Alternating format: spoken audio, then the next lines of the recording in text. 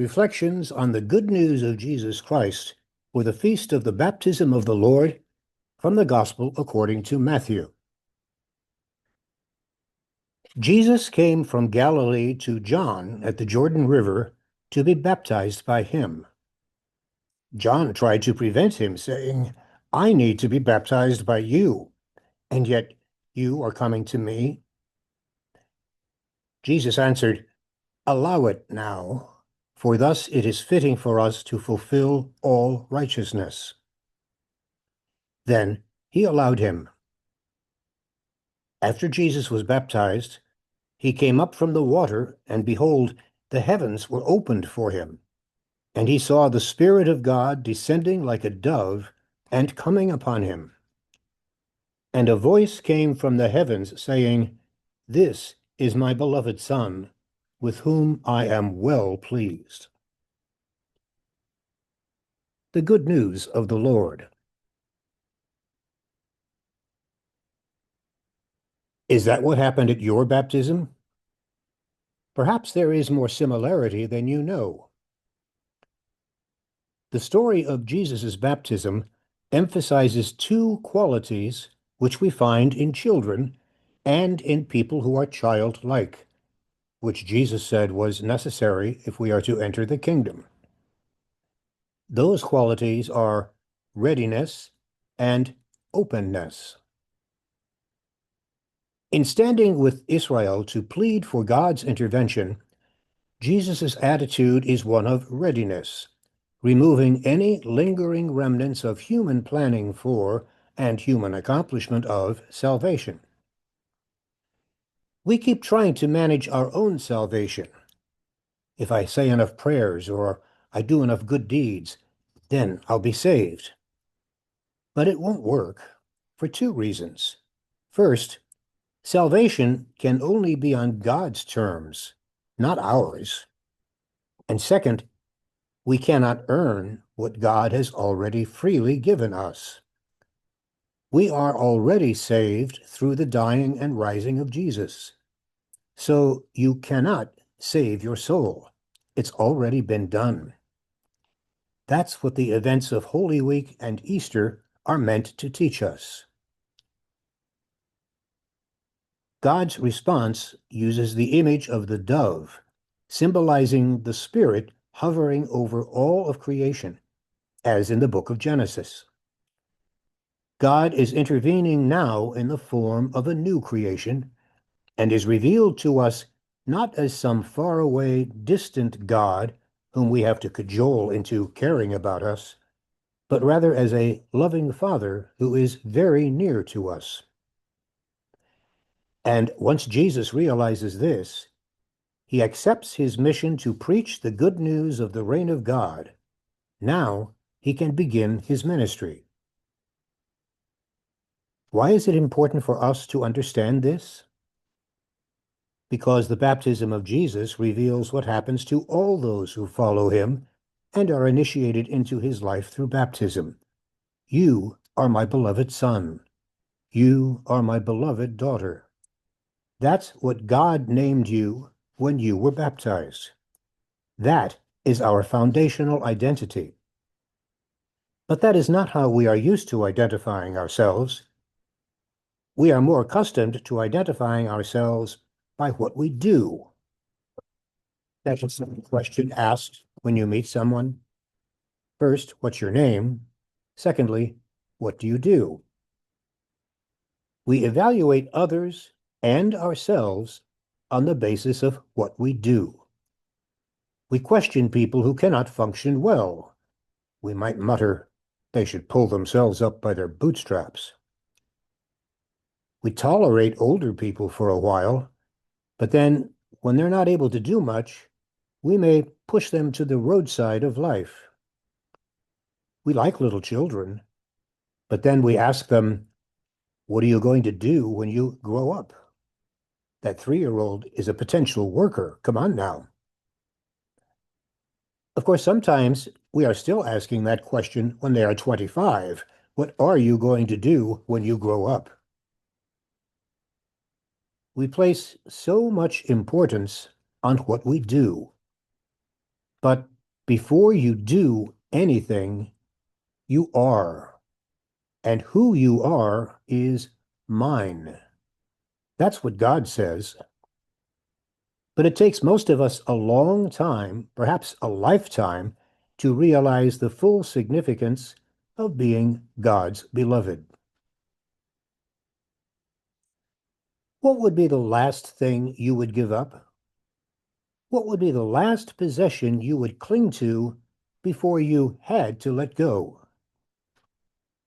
Some of us would hold on to our phones or laptops or tablets for dear life. Our entire lives are on that chip. Or they'll have to pry my credit card from my cold, dead hand. Or, though we would never admit it, we would cling to our pride, our professional credentials, the reputation and respect that we have earned over a long career, the expertise or craft or art we have worked so hard to master. To the bitter end, we would refuse to surrender those things that make us better than others, at least in our own eyes, those things that justify our standing apart and above those of lesser accomplishment. Those things that put us, so we believe, in a position to judge those we consider lesser lights. Maybe the last thing we would give up is our identity as a spouse, or a parent or grandparent. No one could ever take that away, could they? But that is exactly what happens at the River Jordan. Jesus leaves everything at the river's edge, including his very divinity. John, the fiery preacher who presides at those baptisms, is embarrassed by Jesus' coming forward for baptism. But Jesus, well, he insists. He empties himself of all that he is. He becomes the slave, the poor laborer, the leper, the forgotten man or woman he is standing next to in line. He plunges headlong into the dark, dirty water of the human condition. And as Matthew notes, some remarkable things happen. But the most remarkable of all, God is in our midst. God plunges with us into the turbulent waters of our lives. It's just a matter of what we're willing to surrender and how much we're willing to let go of. And that brings us to the second quality emphasized in the story of Jesus' baptism, openness to going where God calls you, to living the life of a disciple. To be baptized into Christ requires first that we let go of those things that we place ahead of God's call. To empty ourselves of our self-importance and pride in order to embrace the life of God that is revealed in the selfless compassion of Jesus. But because of such humility, something new is possible, not just for us, but for all of humanity. Justice for the poor and enslaved can be imagined. Reconciliation among the estranged and divided becomes a reality. Our compassion can heal the brokenhearted. Hope that gives birth to new life, light that shatters the darkness of despair, love that lifts the fallen, all become realistic possibilities if we follow the lead of Jesus and let go and surrender our interests and our needs for something greater. The economy identifies us as consumers, and our purpose in life is to buy. The entertainment industry identifies us as spectators, and our role is to tune in. Baptism identifies us as God's beloved children, and our calling is to remain faithful to our identity and to act in accord with our new relationship with God. In baptism, God claims us as his own, expressing delight in us as God's own beloved daughters and sons. From the waters of our baptisms, God then sends us forth to be a source of blessing to others, in the work of reconciliation and forgiveness, revealing to others that they are loved by God, the work of justice that honors the dignity of every human being as made in God's image, the work of peace that realizes God's vision for the world God so lovingly fashioned.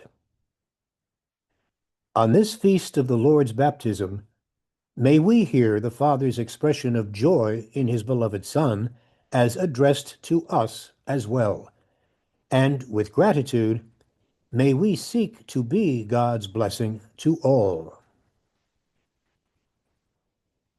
Thanks for listening.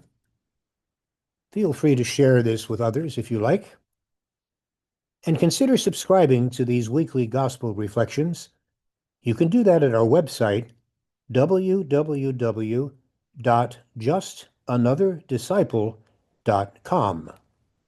Once again, www.justanother.disciple.com. Thanks again for listening.